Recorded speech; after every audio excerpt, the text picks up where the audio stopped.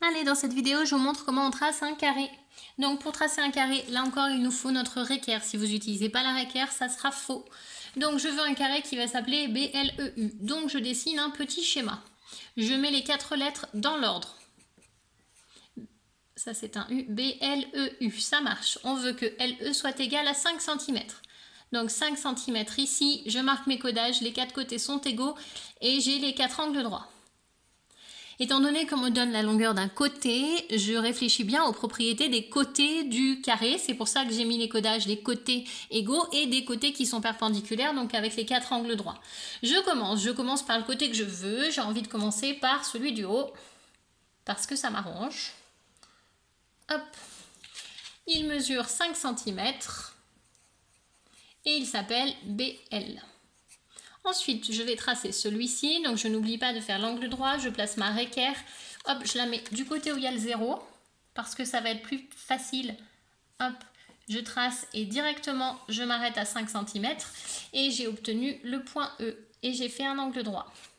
Je vais faire un angle droit de l'autre côté, je mets ma réquerre sur le 0, ici, hop, je descends jusqu'à 5. J'ai obtenu le point U avec mon angle droit et je trace. Normalement, on a bien 5 cm, ce qui marche, et on a bien ici des angles droits qui se sont faits tout seuls parce qu'on a fait une belle construction. Hop, ça marche. Je mets les codages des côtés égaux. Je mets les codages des angles droits. Alors vous voyez que le 5 cm, je ne l'ai pas écrit sur LE, comme c'était demandé là, mais comme j'ai mis les codages des longueurs égales, et ben du coup on a compris que LE il mesure bien 5 cm.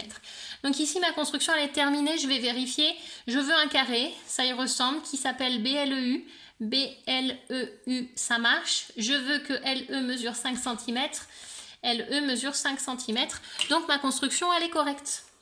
Je passe à la deuxième, je veux un carré qui s'appelle VERT, donc je dessine mon petit schéma. VERT. Et je veux que TE soit égal à 6 cm. Et on fait très attention parce que TE, il est là. Et TE, c'est une diagonale. Étant donné qu'on ne me dit pas combien mesure le côté, je ne vais pas pouvoir faire au hasard. Donc, je vois ici une diagonale. Donc, je vais me poser la question, qu'est-ce que je sais sur les diagonales du carré? Le carré, il a ses diagonales qui sont égales. Donc, ça veut dire que l'autre, elle mesure aussi 6 cm. Il a ses diagonales qui sont perpendiculaires et il a ses diagonales qui se coupent en leur milieu.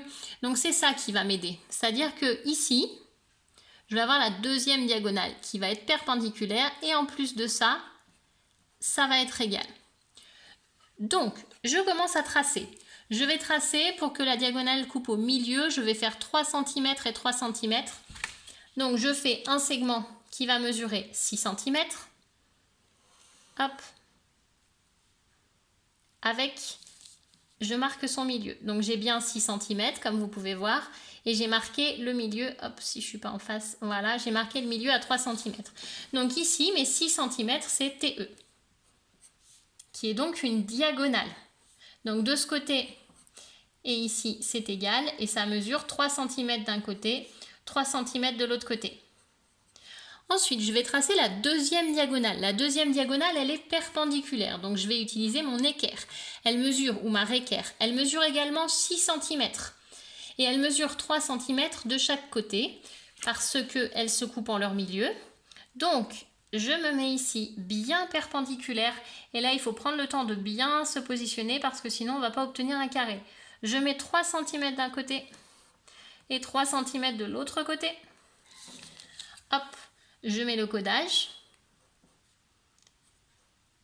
On a bien les diagonales ici qui sont égales. J'ai 3 et 3, 6. Et ici, j'ai 3 et 3, 6. Elles sont perpendiculaires et en plus, elles se coupent en leur milieu. Ça veut dire que ce point-là, c'est le milieu du segment. Et ce point-là, c'est le milieu du segment. Je mets les lettres. Ici, j'ai V et R. Et bien, maintenant, j'ai plus qu'à tracer parce que j'ai les 4 sommets.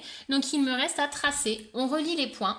Et on va les relier en faisant bien attention, en étant bien soigneux, bien précis, parce que c'est à ce moment-là que ça fait plus un carré si on les relie pas correctement. Hop. Je relie les deux derniers côtés. Et voilà. Ici, nous avons un carré. C'est un carré qui est posé sur la pointe, mais ça reste un carré. Donc, je vérifie. C'est un carré? Oui. Si on a un doute, on vérifie que les longueurs sont égales. Les 4 côtés, hop, ici, vont avoir la même mesure. On mesure, on mesure, on mesure. On vérifie qu'on a les 4 angles droits. Angle droit, angle droit, angle droit, angle droit. Si on a 4 côtés égaux et qu'on a 4 angles droits, on a bien réussi à faire un carré, donc ça marche. Je vérifie qu'il s'appelle bien VERT, VERT. C'est là-dessus que normalement vous avez fait des erreurs pour ceux qui se sont trompés. Et on vérifie que TE est égal à 6. Si je mesure ici et que j'ai 6, c'est que c'est juste, ma figure est correcte.